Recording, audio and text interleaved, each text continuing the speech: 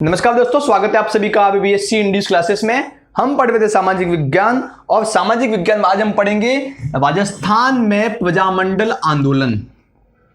राजस्थान में जितने भी प्रजामंडल आंदोलन हुए उनका एक छोटा सा संक्षिप्त में विवरण हम इस वीडियो में लेंगे। पहली बात, प्रजामंडल क्या होता है? हमें आंदोलन तो पता है, आंदोलन इतना हम पढ़ चुके, किसान आंदोलन पढ़े, जनजातीय आंदोलन पढ़े, बहुत सारे आंदोलन हम पढ़ चुके हैं। प्रजामंडल क्या होता है? देखिए, प्रजामंडल जो है दो शब्द से बना है। प्रजामंडल जो है ये दो शब्द से बना है, एक तो प्रजा और दूसरा जो है मंडल। इस प्रजा का अर्थ क्या होता है? इस प्रजा का मतलब जनता, मतलब लोग, जनता, लोग, इसका अर्थ होता है। मंडल का अर्थ होता है संगठन। ठीक है, तो प्रजामंडल क्या?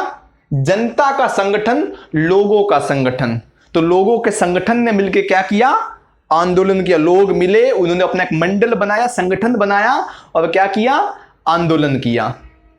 कोई पूछे आपसे कि भाई प्रजामंडल का अर्थ तो मैं पढ़ लिया, पता है प्रजामंडल का अर्थ क्या होता है कि जनता का संगठन प्रजामंडल होता है।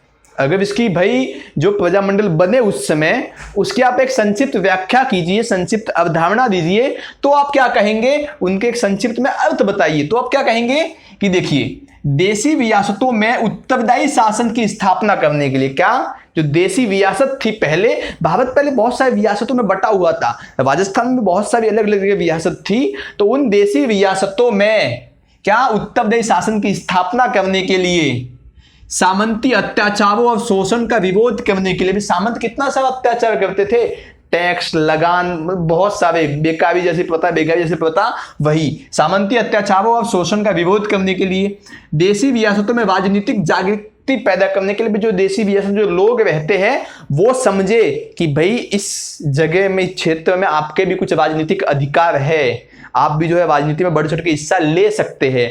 आज देखते हैं हमारे पास का एक वोटिंग राइट है, हम वोट कर सकते हैं, वो क्या हमारा राजनीतिक अधिकार है। ठीक है ना, हम वोट में भाग ले सकते, उम्मीदवार बन सकते, क्या है वो? हमारा राजनीतिक अधिकार है। देश में चल रहे राष्ट्रीय आंदोलन को गति देने के लिए, मतलब भाई जो देश में राष्ट्रीय आंदोलन चलेगा तो उसको भी गति मिले, उसमें जितने ज्यादा लोग जुड़ेंगे वो आंदोलन उतना ही तेज होगा, तो उसको भी गति देने के लिए ये जो है आंदोलन चलाए गए, ये संगठन बनाए गए, उन्हीं संगठनों को क्या कहा गया? प्रजामंडल, उन्हीं संगठनों को कहा गया। ठीक है, तो प्रजामंडल का अर्थ क्या है कि देशी रियासतों में उत्तरदायी शासन की स्थापना करने के लिए, सामंती अत्याचार और शोषण का विरोध करने के लिए, देशी रियासतों में राजनीतिक जागृति पैदा करने के लिए, देश में चल रहे राष्ट्रीय आंदोलनों को गति पहुंचाने के लिए जिन संगठनों की स्थापना की गई उन्हें प्रजामंडल कहा गया। ठीक है, अभी आपसे इसका उद्देश्य पूछे तो आप बिंदास बता सकते कि ये इसके उद्देश्य थे, उसके उद्देश्य ये थे, लेकिन पूछते हुए शॉर्ट में इसका एक शॉर्ट में उद्देश्य बताओ, मुख्य उद्देश्य शॉर्ट में इसका क्या था, तब उद्देश्य बता सकते हैं कि जब प्रजामंडल आंदोलन, मतलब जब प्रजामंडल बनने प्रारंभ हुए तो उनका प्रारंभ में उद्देश्य क्या था कि जो केवल जो भू राजस्व में कमी हो जाए, मतलब लगान में कमी हो जाए, और जो सामंती अत्याचार करते, जो सामंत हम पे अत्याचार करते हैं वो थोड़े कम कर दे, वो बंदी कर दे अत्याचार। तो स्टार्टिंग में, प्रारंभ में तो इनका ये छोटा सा, केवल ये छोटा सा उद्देश्य था, लेकिन आगे चल के इनका उद्देश्य बड़ा हो गया। क्या कि जो देशी रियासतों में उत्तरदायी सरकार की स्थापना करनी, अब तो भाई इस सारे सिस्टम को हटा करके एक सरकार की स्थापना करनी जो जनता के प्रति उत्तरदायी हो, तो उत्तरदायी सरकार की स्थापना करनी, वह जनता को राजनीतिक अधिकार मिले, मतलब वोटिंग का अधिकार मिले, ताकि हम भी जाके वोट करें, हम भी अपनी सरकार चुने। ठीक है, तो ये इसके उद्देश्य थे। अभी देखिए क्या हुआ कि भाई ये सब प्रजामंडल तो बन चुके थे, मतलब संगठन तो बन चुके थे लोगों के, है कि नहीं? देखिए अभी क्या हुआ कि 1918 में एक संघ बना, एक सभा बनी, क्या नाम? राजपूताना मध्य भारत सभा नाम का एक संगठन बना, उसका गठन हुआ, एक संगठन बना, क्या? राजपूताना मध्य भारत सभा का नाम का एक संगठन बना। कहां पर बना? कानपुर में बना। इसकी स्थापना किसने की? केसरी सिंह बावट और गणेश शंकर विद्यार्थी। गणेश शंकर विद्यार्थी का नाम आपने अवश्य ही सुना होगा, जिन्होंने बिजुलिया किसान आंदोलन में भी बहुत से लेख लिखे थे, है कि नहीं? तो इसके संस्थापक कौन थे? केसरी सिंह बावट और गणेश शंकर विद्यार्थी। राजपूताना मध्य भारत सभा जो संगठन था उसका कार्यालय कहां था? तो कानपुर में, उत्तर प्रदेश में इसका कार्यालय था। कार्यालय, ऑफिस, है कि नहीं। इसका मुख्य उद्देश्य क्या था? तो इसका मुख्य उद्देश्य था कि जो प्रजामंडल बने थे, जो बन रहे थे प्रजामंडल, उनको जाके संगठित रूप से चलाना और लोगों को उत्साहित करना, उनको जागृत करना कि आप भी बढ़ चढ़ के प्रजामंडल में हिस्सा लो। ये इस संगठन का क्या था? मुख्य उद्देश्य था। 1920 में लगभग 2 साल के बाद एक कांग्रेस में एक ऐसा प्रस्ताव पारित हुआ जो थोड़ा दुख देने वाला था।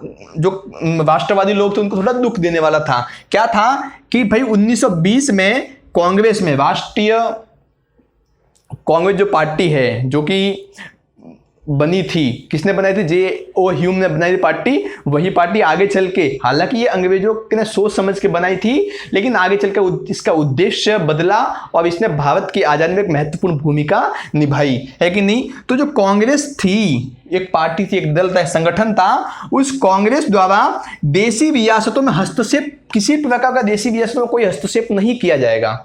देशी रियासत है वो अपना काम चलाएगी, उसमें किसी प्रकार का हस्तक्षेप कांग्रेस द्वारा नहीं किया जाएगा। ऐसा एक प्रस्ताव 1920 में कांग्रेस ने क्या कर दिया? पास कर दिया, पारित कर दिया। इस प्रस्ताव के पास होने के बाद जितने भी जो बहुत से राजपूत थे, जो राष्ट्रवादी लोग थे बहुत से, वो मायूस हो गए। क्यों? भाई कांग्रेस बहुत बड़ा उस समय संगठन था, अगर कांग्रेस हस्तक्षेप नहीं करेगा तो प्रजामंडल जो थे उन रियासत की जगह भाई एक सरकार, एक उत्तर प्रदेश सरकार की स्थापना कैसे होगी, है कि नहीं। इसके बाद क्या हुआ देखिए, ठीक उसके 1938 में, ठीक उसके करीबन 18 साल के बाद मुंबई में अखिल भारतीय देशी राज्य लोक परिषद संगठन की स्थापना हो गई। किसकी? मुंबई में अखिल भारतीय देशी राज्य लोक परिषद की स्थापना हो गई। प्रारंभ में इसके जो अध्यक्ष थे, इसके जो अध्यक्ष जिनको बनाया गया था, पंडित जवाहरलाल नेहरू को इसके अध्यक्ष बनाया गया था। और 16 से लेकर 18 दिसंबर तक, 16 से लेकर 18 दिसंबर 1938 के बीच में इसका प्रथम अधिवेशन चला। और इस अधिवेशन की अध्यक्षता किसने की? दीवान बहादुर रामचंद्र राव ने इस प्रथम अधिवेशन की क्या की? अध्यक्षता की। और इस संगठन में देखिए, संगठन जो है अखिल भारतीय, मतलब पूरे भारत का संगठन बनाता, पूरे भारत में जितनी देशी रियासतें थी उनका संगठन बनाता। तो भाई राजस्थान भी इसमें आ गया शामिल। तो राजस्थान में के इसमें मुख्यतः 7 सदस्य थे जो कार्यकारिणी थे। मतलब जो कार्यकारिणी जो सभा होती है, जो कार्यकारिणी संगठन था, इसमें जो अलग अलग प्रकार के डिपार्टमेंट होते हैं, तो जो कार्यकारिणी डिपार्टमेंट था उसमें राजस्थान के कितने सदस्य थे? 7 सदस्य थे। विजय सिंह जी पथिक, इनका बहुत बड़ा नाम है, किसान आंदोलन में इनका बहुत ज्यादा समर्थन रहा। विजय सिंह जी पथिक जो थे इसके उपाध्यक्ष बनाए गए, है कि नहीं। इसके अलावा राम नारायण चौधरी जो थे, ये भी किसान नेता थे, इनका भी काफी जो है बड़ा सहयोग रहा किसान आंदोलन में। तो राम नारायण चौधरी जो है राजस्थान व मध्य भारत, राजस्थान का क्षेत्र आगे जो मध्य भारत था, मध्य प्रदेश वगैरह, तो मध्य भारत के जो है ये प्रांतीय सचिव बनाए गए। कौन? राम नारायण चौधरी। अभी ये भाई एक सवाल हो सकता है, आपके मन में आ सकता है कि अखिल भारतीय देशी राज्य लोक परिषद की स्थापना क्यों की गई? इसका उद्देश्य क्या था इसका स्थापना करने का? तो इसका मुख्य उद्देश्य यह था कि वैध रूप से, मतलब कि कानूनी रूप से, कोई किसी प्रकार की हिंसा न करके अच्छे ढंग से, कानूनी रूप से, वैध तरीके से और शांतिपूर्ण उपायों से, मतलब एकदम कानूनी रूप से शांति के साथ जितने भी उस समय रियासत थी, देशी रियासतें थी, उन देशी रियासतों में जो वहां के राजा थे, जो उन राजाओं की छत्र छाया में, मतलब राजाओं की छत्र छाया में उत्तरदायी सरकार की स्थापना करना। भाई देशी रियासत थी, देशी रियासत में जाके एक उत्तरदायी सरकार की स्थापना करना, जो कि उत्तरदायी किसके प्रति होगी? वहां की जनता के प्रति सरकार उस उत्तरदायी होगी। इस सरकार का ध्यान कौन रखेगा? राजा वहां का ध्यान रखेगा, है कि नहीं, कि सरकार सही से काम तो कर रही है कि नहीं। तो राजा की छत्र छाया में एक उत्तरदायी सरकार की स्थापना करना इस अखिल भारतीय देशी रियासत लोक परिषद का मुख्य उद्देश्य था। ठीक है। इसके बाद 1938 में ही देखिए, 1938 में ही यहां पे कांग्रेस ने जो है देशी रियासत में किसी प्रकार से मतलब हस्तक्षेप करने से मना बोल दिया। 1938 में देखिए क्या हुआ, हरिपुरा में कांग्रेस का अधिवेशन हुआ। हरिपुरा जो शहर है, नगर है, वहां पे कांग्रेस का अधिवेशन हुआ और उस अधिवेशन के अध्यक्ष कौन थे? तो सुभाष चंद्र बोस, नेताजी सुभाष चंद्र बोस इसके अध्यक्ष बने गए। उस समय कांग्रेस के अध्यक्ष यही थे, है कि नहीं। इस अधिवेशन में कुछ महत्वपूर्ण फैसले लिए गए। क्या फैसले लिए गए? देखिए, देशी राज्यों के आंदोलनों को समर्थन का प्रस्ताव पास किया गया कि भाई जितने भी देशी राज्य है, देशी रियासतें हैं, वहां पे जितने प्रजामंडल आंदोलन चल रहे हैं उनको अब कांग्रेस क्या देगी? समर्थन देगी।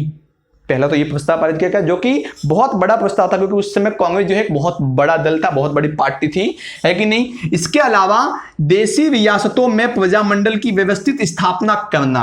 क्या कहेगी भाई? इसके अलावा जो देशी रियासतें हैं वहां पर एक व्यवस्थित रूप से, सही ढंग से जो है प्रजामंडल की स्थापना की जाएगी। और इसके बाद करीबन राजस्थान में 20 प्रजामंडलों की स्थापना हुई। आप स्क्रीन पर नाम देख सकते हैं कौन कौन से प्रजामंडल थे।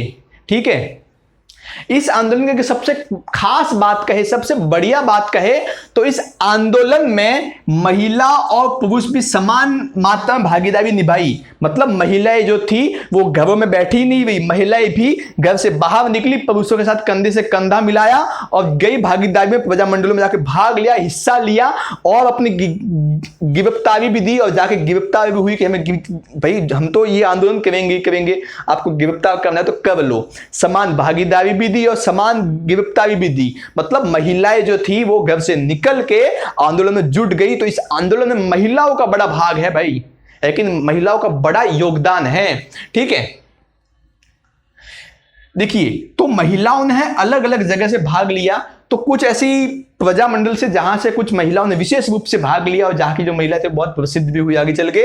जैसे कि जयपुर प्रजामंडल से रमा देवी देशपांडे ने बढ़ चढ़ के भाग लिया, सुशीला देवी ने भाग लिया। ये सब मुख्य महिलाएं थी जिन्होंने अन्य महिलाओं को भी प्रेरित किया प्रजामंडल में भाग लेने के लिए। ठीक है, तो रमा देवी देशपांडे, सुशीला देवी, इंदिरा देवी, अंजना देवी चौधरी, ये जो थी जयपुर प्रजामंडल से भाग लेने वाली मुख्य महिलाएं थी। इसके अलावा जोधपुर प्रजामंडल थोड़ी पीछे रहता, तो जोधपुर प्रजामंडल से गोविजा देवी, सावित्री देवी भाटी, सिविकवल व्याज और राजकोर व्याज, इन्होंने भी बढ़ चढ़ के भाग लिया, अन्य महिलाओं को प्रेरित किया, जागृत किया और महिलाओं को कहा कि चलो प्रजामंडल आंदोलन में भाग लेते हैं, आंदोलन में समान रूप से। ठीक है, उदयपुर प्रजामंडल से नारायण देवी ने भी बढ़ चढ़ के भाग लिया।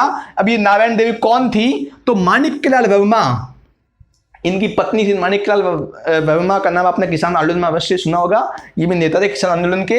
तो नारायणी देवी जो कि माणिक्यलाल वर्मा की पत्नी थी, उन्होंने भी बढ़ चढ़ के भाग लिया और इनकी पत्नी, इनके हाथ में 6 महीने का बच्चा था, उस 6 महीने के बच्चे को गोद में लेके जेल गई थी। सोचिए, है कि नहीं। तो इस आंदोलन की सबसे खास बात पूछो तो क्या थी कि इसमें महिलाओं ने बढ़ चढ़ के भाग लिया, बड़े ही जोश से इसमें महिलाओं ने भाग लिया। इसके अलावा 1938 में देखिए क्या हुआ कि भाई यहां पे 1938 में कांग्रेस ने 1920 में क्या किया था कि भाई देशी रियासतों में किसी तरह कोई हस्तक्षेप नहीं करेंगे, है कि नहीं। लेकिन 1938 में जो है यहां पे सुभाष चंद्र बोस ने सब कुछ कह दिया कि भाई देशी रियासत कुछ नहीं, यहाँ पे सब जो है प्रजामंडल जो है स्थापित होंगे, है कि नहीं। तो 1938 से पहले जो देशी रियासतें थी वो तो एकदम प्रत्यक्ष रूप से नहीं, भले अप्रत्यक्ष रूप से करती हो, तो अंग्रेजों का विरोध तो कर नहीं रही थी। अंग्रेजों का इतना जो है कुछ खास उनसे जो है इतना कुछ था नहीं, इसलिए जो है ये इतनी अंग्रेजों से प्रत्यक्ष रूप से विरोध नहीं कर रही थी। लेकिन हाँ, अप्रत्यक्ष रूप से तो कर रही थी, सामने एकदम से नहीं आ रही थी। लेकिन 1938 के बाद से ये भी खुल बढ़ चढ़ के सामने आए, ये भी जो देशी रियासत थे ये भी सामने आए। और देशी रियासत ने जो 1942 में भारत छोड़ो आंदोलन हुआ था, हमने पढ़ा था भारत छोड़ो आंदोलन, तो 1942 में जो भारत छोड़ो आंदोलन हुआ था, उस आंदोलन में जितने भी जो देशी रियासतें थी, जो प्रजामंडल थे, जो भी आंदोलन हुए, उन प्रजामंडल आंदोलनों का इस भारत छोड़ो आंदोलन को सफल बनाने के पीछे बहुत बड़ा हाथ था। ये प्रजामंडल आंदोलन, भाई देखिए, कोई भी आंदोलन सफल बने इसका मुख्य कारण है अधिक से अधिक लोग उस आंदोलन में भाग ले, तभी तो वो आंदोलन क्या होगा, सफल होगा। तो स्थानीय आंदोलनों ने राष्ट्रीय लेवल पर भूमिका निभाई, मतलब राष्ट्रीय स्तर पर जाकर भूमिका, छोटे छोटे आंदोलन मिलते गए और एक बड़ा आंदोलन बन गया। कौन सा? भारत छोड़ो आंदोलन, है कि नहीं। तो भारत छोड़ो आंदोलन में भी प्रजामंडल आंदोलन ने काफी भूमिका भी इसमें निभाई थी, काफी अपना योगदान भी दिया था। तो आज हमने क्या पढ़ा? राजस्थान में प्रजामंडल आंदोलन। हालांकि कुल 20 प्रजामंडल स्थापित हुए राजस्थान में, उन सबका अगर पढ़ने जाएंगे तो ये वीडियो मतलब एक अलग ही पूरी क्लास बनेगी, करीबन से 7 वीडियो की अलग ही क्लास बनेगी, लेकिन हमें इतना पढ़ने की आवश्यकता नहीं है, 10वीं क्लास के स्तर पर इतना ठीक है कि नहीं। तो आज के लिए बस इतना ही, और इसी के साथ हमारा तीसरा पार्ट खत्म हो गया है कि नहीं, तीसरा अध्याय समाप्त हो गया। तो इसके संबंध में आपको कोई भी डाउट हो तो आप मुझे अवश्य ही बताइए, कमेंट कीजिए और लाइक सब्सक्राइब कीजिए, थोड़ा मोटिवेशन मिलता है कि नहीं। तो आज के लिए बस इतना ही, धन्यवाद।